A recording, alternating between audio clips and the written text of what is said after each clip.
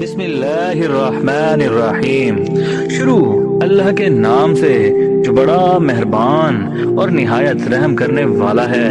درویش پیپل کے معزز دوستوں، السلام علیکم۔ محترم ناظرین، ایک شخص تیز رفتار گھوڑے پر سوار اسے سر پٹ دوڑاتے ہوئے مکہ معظمہ کی طرف رواں دواں تھا۔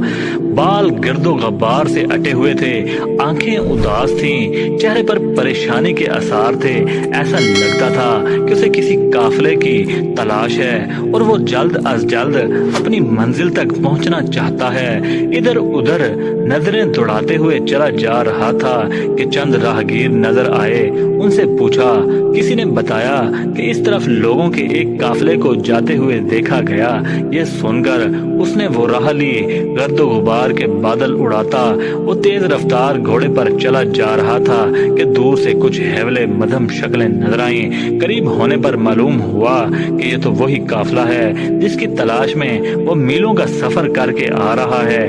مقصود کو اتنا قریب دیکھ کر اس کا مرجھایا ہوا چہرہ خوشی سے کھل اٹھا اور بے چین دل خوشی سے لبریز ہو گیا۔ قافلہ تیز رفتاری سے چلا جا رہا تھا، مگر اس کے گھوڑے کی برق رفتاری قافلے کو کم سے کم تر بنا رہی تھی۔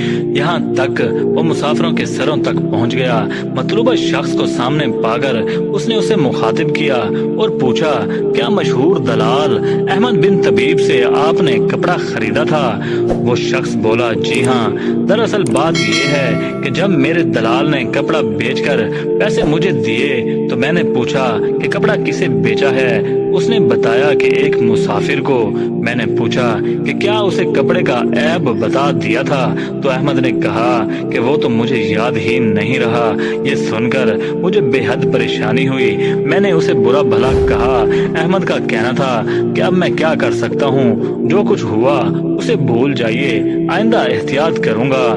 لیکن میں اس کے سر ہو گیا اور اسے آپ کا نشان تلاش کرنے کو کہا۔ بڑی مشکل سے آپ کے ٹھکانے کا علم ہوا، لیکن میں اس وقت تک آپ حاجیوں کے قافلے کے ساتھ مکہ معظمہ کے لیے روانہ ہو چکے تھے۔ میں نے ایک برق رفتار گھوڑا کرائے پر لیا اور آخر کار ڈھونڈتے ڈھونڈتے آپ تک آ پہنچا ہوں تاکہ آپ کو بتایا جا سکے کہ کپڑے میں نقص ہے۔ مسافر کبھی کپڑے کو دیکھتا اور کبھی میلوں دور سے آنے والے اس عظیم تاجر کو جس نے محض کپڑے کا نقص بتانے کے لیے اتنی تکلیف اٹھائی تھی۔ وہ بہت دیر تک خاموش رہا، پھر کہنے لگا، کیا وہ دینار جو میں نے آپ کے دلال کو دیے تھے آپ کے پاس ہیں؟ تاجر نے جواب دیا، جی ہاں، یہ لیں۔